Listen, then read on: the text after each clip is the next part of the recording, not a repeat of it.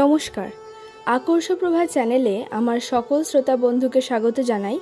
আশা করি সকলে ভালো আছেন, সুস্থ আছেন। ফিরে এসেছি একটি নতুন বিষয় নিয়ে। আজকের আলোচিত অংশ শ্রীক্ষেত্র মাহাত্ম্য। চলুন আজকের ভিডিওটা শুরু করা যাক।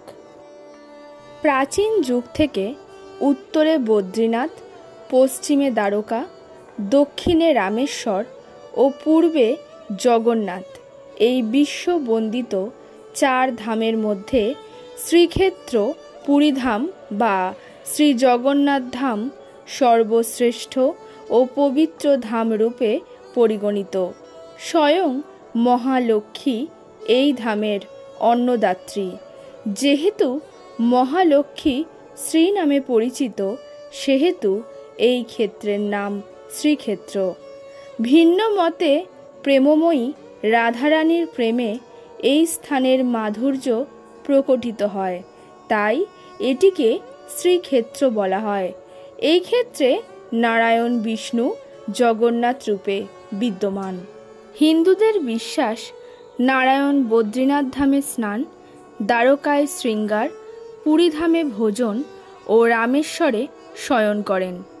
হিন্দু শাস্ত্রমতে শ্রী বিষ্ণু সত্যযুগে নারায়ণ রূপে বদ্রীনাথে, ত্রেতায় রামচন্দ্র রূপে রামেশ্বরে, দ্বাপরে শ্রীকৃষ্ণ রূপে দ্বারকাধামে পূজিত হবার পর কলিযুগে দারু ব্রহ্ম শ্রী জগন্নাথ রূপে পুরীধামে বা শ্রীক্ষেত্রে পূজিত হন।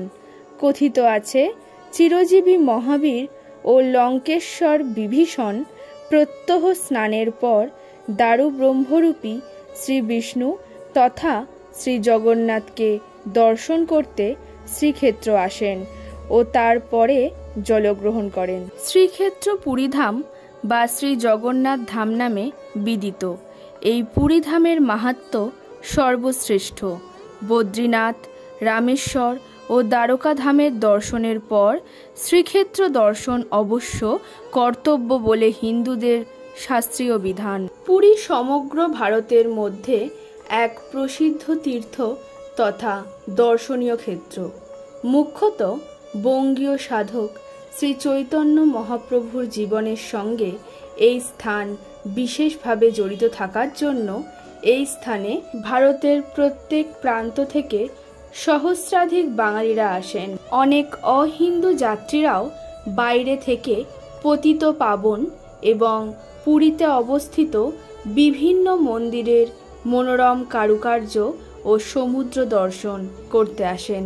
পুরীর সর্বশ্রেষ্ঠ আকর্ষণ হল পুরী শহরের মধ্যস্থলে অবস্থিত মহাপ্রভু পরম ব্রহ্ম শ্রী জগন্নাথ দেবের মন্দির। এই মন্দির শ্রী মন্দির নামে খ্যাত। এই মন্দির ভারতের এক প্রাচীন মন্দির।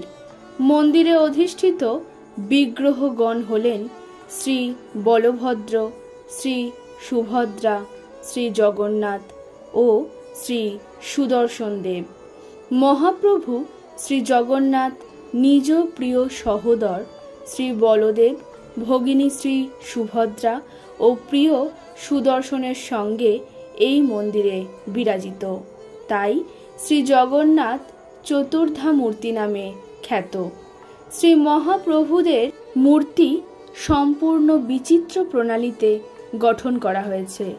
সাধারণত সর্বত্র বিগ্রহদের মূর্তির সঙ্গে মানুষের সামঞ্জস্য থাকে, কিন্তু এই স্থানে তার ব্যতিক্রম ঘটেছে। যথা, বিগ্রহগণের হাত নেই, পা নেই, কান নেই, শরীর কোমর পর্যন্ত নেই। শ্রী জগন্নাথ দেবের চোখের বলয় বেশ বড় ও গোলাকার, তাই তার নাম চকাডোলা। শ্রী জগন্নাথ দেব কৃষ্ণবর্ণ, শ্রী বলভদ্রদেব শ্বেতবর্ণ ও শ্রী সুভদ্রা হলুদ বর্ণ। ইহার তাৎপর্য হল যে শ্রী জগন্নাথ দেবের হাত নেই কিছু দেবার জন্য, পা নেই পাশে যাবার জন্য, কান নেই শুনিবার জন্য, কিন্তু বড় বড় দুটি চোখ আছে কেবল দেখার জন্য। দুটি চোখ, একটি সূর্য যে দিন করে, আরেকটি চন্দ্র যে রাত করে। তাই জন্য সব ঠাকুরের পলক থাকে। একমাত্র শ্রী জগন্নাথ দেবের পলক থাকে না।